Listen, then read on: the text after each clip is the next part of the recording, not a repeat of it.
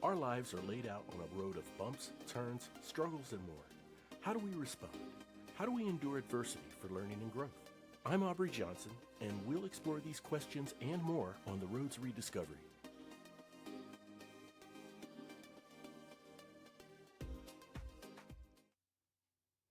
Hello, everyone, and welcome to a special solo episode of The Road to Rediscovery.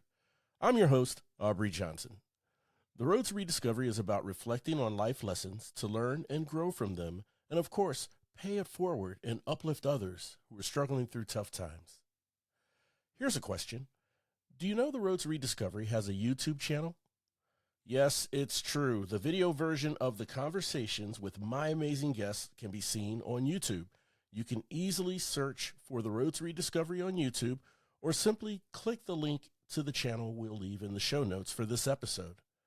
The channel is packed with over 200 full-length videos, dozens of shorts, and more. And when you visit us, I humbly ask if you could please give us a like, subscribe to our channel, and ring that bell to get future notifications.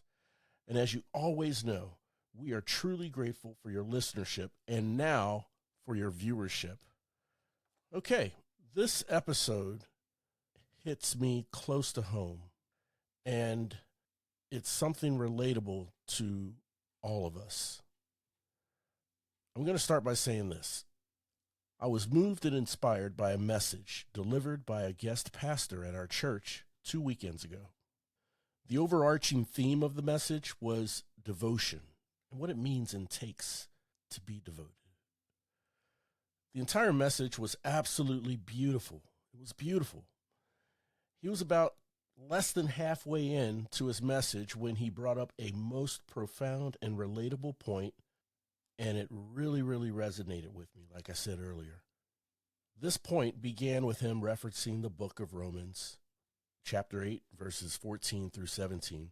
Now, before I recite the verse, I feel it's important for me to mention, for everyone here, that while I am a man of Christ, I am a Christian, it is absolutely not my intent to preach scripture or project my religious beliefs on you on this podcast, nor is it my intent to re-preach this wonderful pastor's message to you. I'm simply reading the verse to usher in the topic of this episode, a topic we can all relate to, regardless of race, regardless of color, faith, or walk of life, and that's suffering. So, this is the part, like I said earlier, in Romans chapter 8, verses 14 through 17 that says, "Together with Christ, we are heirs of God's glory. But if we are to share his glory, we must also share his suffering." I'll read it again. "Together with Christ, we are heirs of God's glory. But if we are to share his glory, we must also share his suffering." As we live in this world, in this life, one thing is constant. We all have problems and struggles. That will always be. We all have problems and struggles. We all have encountered or are currently encountering what I call dark days of despair. You may have heard me refer to that. Or a very rough season in our lives, right? It could be anything. Addiction, abuse, incarceration, trauma, homelessness, poverty-stricken, and many more. And here's the other part of what the pastor was explaining. When we are suffering through our struggles, how do we suffer? Even before hearing this life-changing message, I've been a firm believer that how we suffer through our adversities matters as much as overcoming them. In this world, this current world of instant gratification, everything's quick turnaround, buy now, pay later. A lot of us would love to obtain that goal, reach that summit, live in the success, but how many of us want to deal with the suffering to get there? And I guess it's part of human nature in the world we live in, right? Who wants to suffer? Nobody wants to suffer. people would rather feel good than feel bad.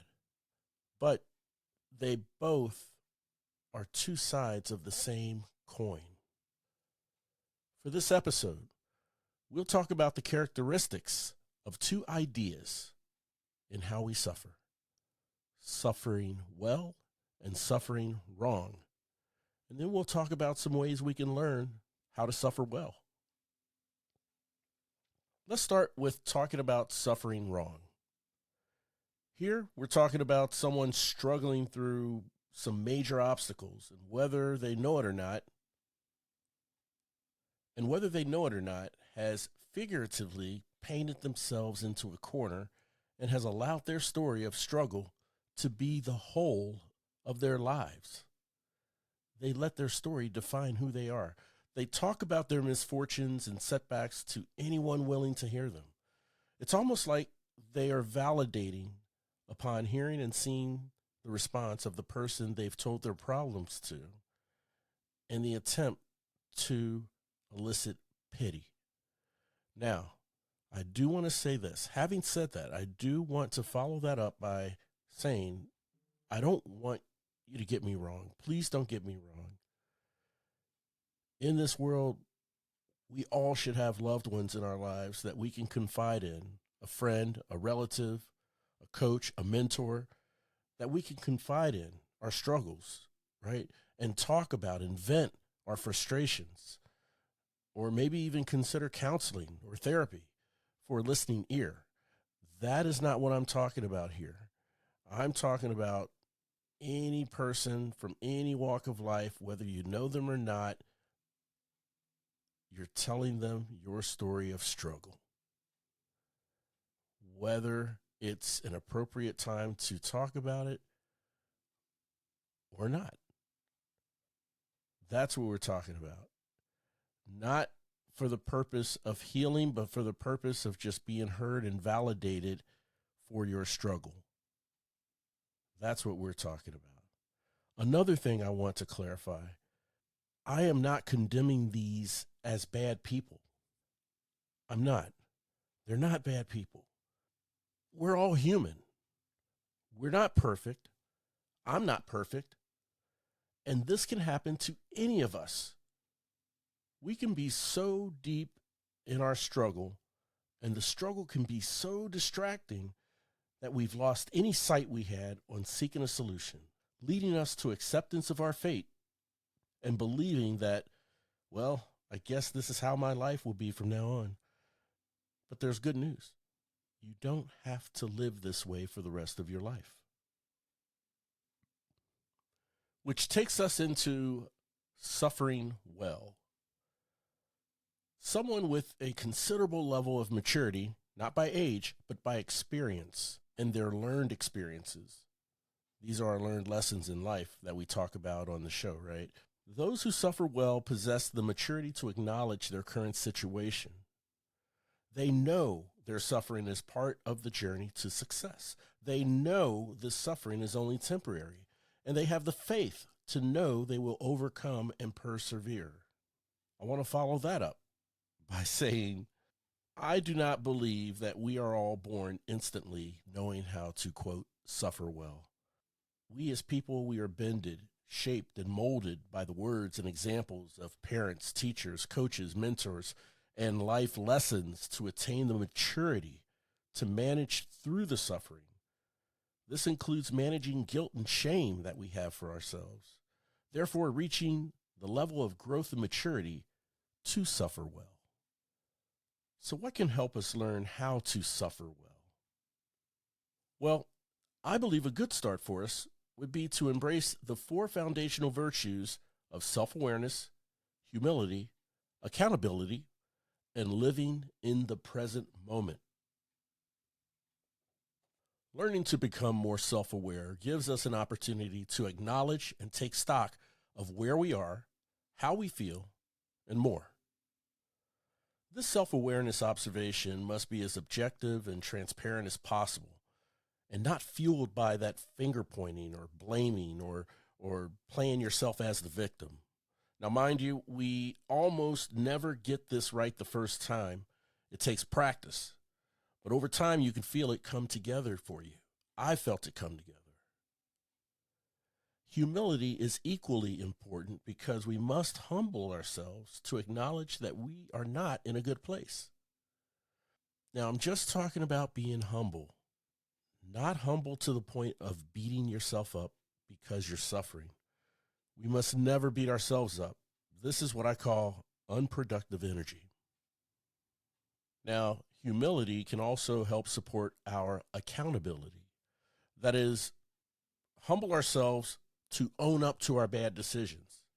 Again, we're not doing any finger pointing. We're not blaming others. We're not playing ourselves as the victim here, but we're owning up to our bad decisions. Again, we're human. We make mistakes. And I want everyone here to know it's okay to admit you've made a mistake or a bad decision. We can't transform from where we are without accepting the part we played. Let me repeat that. We can't transform from where we are without accepting the part we played. Being in the present moment works hand in hand with self-awareness. Whether the present moment is good or bad, whether it's ideal or not, recognize where you are, what's around you, and how you're feeling. Here's an example. As a father, I've worked very, very hard to be in the present moment while raising my son.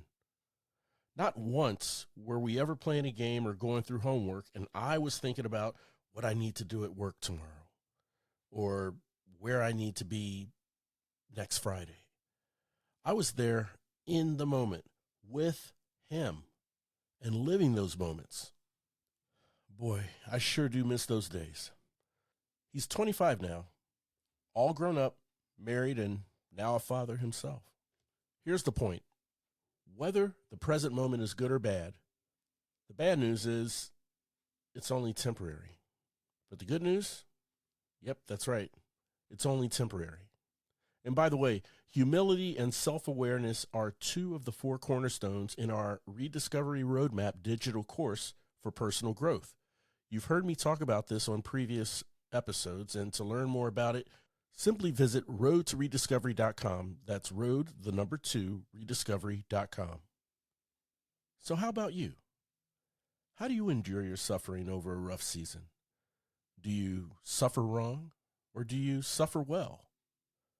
Let us know with an email at roadtorediscoverypodcast@gmail.com and clue us in. I want to thank you all so much for tuning in and listening. And you may feel like this at times, but in our daily struggles and adversities, we're never alone. Hope is always around the corner. I humbly ask that you please share this show with someone you know needing motivation and support. We're all roadies on this journey of life, and it sure feels good having you on the road with me. Thanks again for listening. We'll chat again soon. We really hope you enjoyed this episode of The Road to Rediscovery. We'd love to hear from you. Shoot us an email at roadtorediscoverypodcast@gmail.com and leave us any questions or comments you may have. The Road to Rediscovery is an AJ Shark production.